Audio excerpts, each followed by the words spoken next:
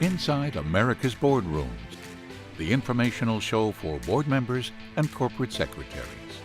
Brought to you with Knowledge Partners, Diligent, PwC, Center for Audit Quality, the Conference Board, and Corporate Board Member.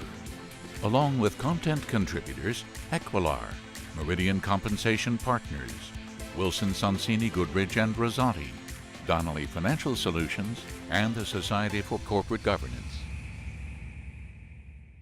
Welcome to this edition of Inside America's Boardrooms. I'm TK Kerstetter, the CEO of Boardroom Resources and the co-founder and editor-at-large of Corporate Board Member magazine. And it's my pleasure to welcome you to the show, and we're filming here in the New York studios of the Conference Board. And today we're going to be talking about one of my favorite topics, and that's board evaluations. And joining me is my sort of counter mindset here, Doug Chia, who's the Executive Director of the Conference Board Governance Center. Welcome back, Doug. All right, thanks, TK. So first of all, I want to thank you for your time on being a guest host. I appreciate that. Well, here we go. Yep. We're on a topic that is very important because you can't talk about board composition, you can't talk about diversity, you can't talk about anything without recognizing at its foundation is a board evaluation and evaluating not only how the board is doing, but how individuals are doing. So as a whole, you would say that boards do a pretty good job in performing the task itself. In other words, doing the evaluation, getting the results back from the people. There's many ways that we can do that. We might have a chance to talk about some of those, but where investors and experts and even directors themselves feel that they fall down is then using those results in a constructive way. Having the tough conversation, not renominating somebody who isn't contributing at all or whose tenure may be very, very long at this point, and it's time for refreshment. So, you've been around the block. What's your general feeling when you see that that's really, statistically, that's not improving significantly on how everybody feels about directors stepping up and doing what's right? Well, obviously this is hard to measure because there are no real metrics around it, and because of the disclosure, we just don't know. It's really anecdotal and based on people who are in the room who probably aren't saying very much outside. I'm not convinced that everyone does a good job, that it's really robust. I think there are plenty of boards that say, okay, well, we have to do this once a year, so let's talk about how you think we're doing, anything we could be doing better, that kind of thing. And it's pretty short, and they record it in the minutes. But I think your point is well taken. It's kind of like any performance evaluation. There's the performance evaluation, and then there's the conversation between the manager and the employee, and are they getting clear feedback? Is the delivery proper? And then what's the follow-through later on in terms of how you track the progress? But yeah, you're right. I mean, I think that everyone has their story of the board where everybody knows there's one board member who's underperforming or is just kind of, burnt out or over the hill or whatever you want to say. And but the chair or the lead director or whoever is just very uncomfortable having the tough conversation with that person. And so they just kind of carry the person on year after year and hope that the person just kind of, fades away through retirement or whatever. And they figure, well, what's one, kind of weak board member? It's not going to take us down. Especially if the guy's asleep the whole time. So anyway, so I think it's same type of pattern as any performance evaluation. Yeah.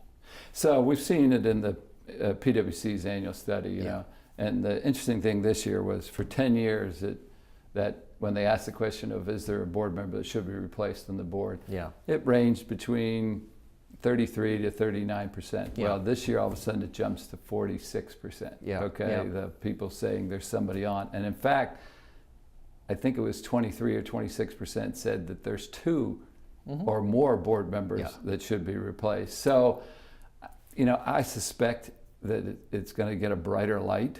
Well, I think part of that is the standards have changed, and with the attention on activism and board members being at risk and targets, there's this heightened sense of what performance means and whether someone's actually contributing to a board.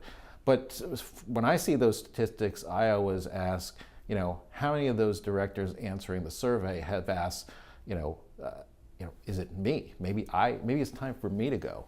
Not that I'm an underperformer, but I've been at the company for a long time. They could use some fresh blood. Maybe I could go on another board and contribute more. So I'm not sure, it'd be interesting to see how many directors, it's kind of like, I know some director who should be kicked off. And it's always it's always somebody else. It's never themselves. So I think if directors are going to be honest with themselves, I think that would help a great deal, because some might look in the mirror and realize that, it's probably time for me to move on. Yeah, well, I'm not going to hold my breath that there's a big movement in that direction. But so this board evaluations is such a deep topic that I thought we'd try something new today. And I call it the not so rapid response segment. And it's not so rapid because while I'm going to give you a lot of topics, and the theory is for us to go quickly. I just happen to think that we may not agree in everything, so that I want to go with that. So let's start with the first rapid response, and that's outside facilitator versus corporate secretary or GC as the facilitator. In other words, outside versus inside. I'm a lawyer, so I'll say it depends, but I think I think there should be a mix. You shouldn't do the same thing every year, but I do think you should bring in an outsider, some independent advisor every once in a while, say every 3 years, because the GC, the corporate secretary, whoever it is internally, they're biased, or there's some kind of inherent conflict there, or they're just too close to the situation. Then again, people close to the situation know all the nuances, and so that can be good. But I do think that as a good kind of control function, having an outsider come in every couple of years is beneficial. So if anybody read our, the blogs that we do or the bulletin board, we basically say, that every third year, unless you've had a big merger or you've had something where enough has happened in the company that it's worthwhile to need to have that because you've mixed boards together or whatever that might be. So when you do go inside, though, I never like a chairman of the board or a nom-gov chair doing it, because they could be part of the problem. And I think that what's really difficult is I think directors clam up with the corporate secretary and the GC somewhat, because it's still an insider, but I think they really clam up when you get to the chairman of the board or an insider. I mean, it's tough to criticize them in a candid, anonymous thing. So if you are going inside, I really like it to be the corporate secretary or the GC. Yeah, I mean, I think the chairman, especially if the chairman's the CEO, if the chairman's the CEO, I just don't see how how that's a valid process. But there is a case for the lead director or independent lead director or a committee chair whom everyone respects and trusts, and they might get some very honest answers. So it depends on the personnel. You can't really just judge it on the title. There's people who have certain skill sets, and that might be one of them. Yeah. And that could be true even for the inside. I mean, I'm sure there's some very savvy chairs and heads of nom-gov committees that can manage that, but there's still an inherent conflict, I think, that exists. So we didn't do very well on the rapid response on the first one. Yeah. So survey versus interviews versus combination versus whatever works. Combination. I think survey only is just, it's just paper. Oral only, I just don't think is robust enough. I think you need a combination. I've always used combination. I've always been a fan of combination.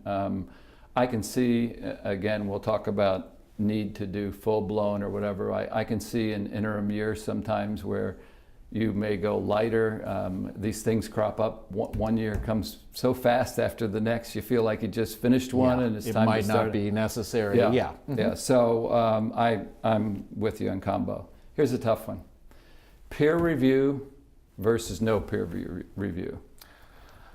I would say no peer review. I mean, which is the prevailing practice at this point. I think the reasoning here is that if there is a peer that you need to review, you can speak up to whoever is doing the evaluation on a one-on-one basis. I think peer review creates a certain atmosphere and dynamic that might not be healthy for purposes of boardroom camaraderie, and I do think camaraderie is important. And so, or not camaraderie, collegiality, I guess is the word. Right. So I think peer review is very threatening. While I agree that there's certain companies at certain stages that can't do peer because of tension that might exist, I think it should be a goal for every company to get to peer reviews. There is nothing, it's been proven statistically that there is nothing that changes board behavior better than a peer-to-peer review. And you can imagine getting that here's what I do well, here's what I need to improve on. Usual reaction is one of two things. Either the director is upset and says, this isn't the board for me, okay? Or they take it to heart and they have some kind of improvement. So while I agree that you have to say, are we ready for this? I think it should be a goal of every company to say, I need to get to the peer-to-peer. That's fair. I mean, I'm a big believer in 365 reviews in any organization, and so a similar concept here.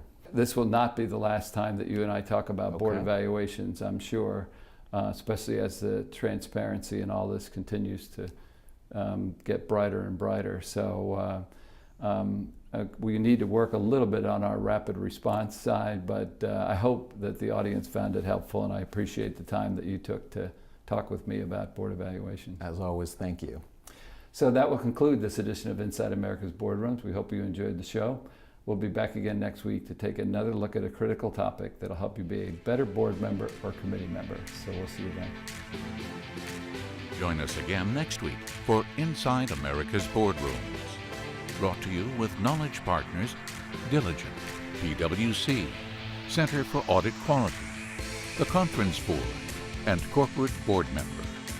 Along with content contributors Equilar, Meridian Compensation Partners, Wilson Sonsini Goodrich and Rosati, Donnelly Financial Solutions, and the Society for Corporate Governance.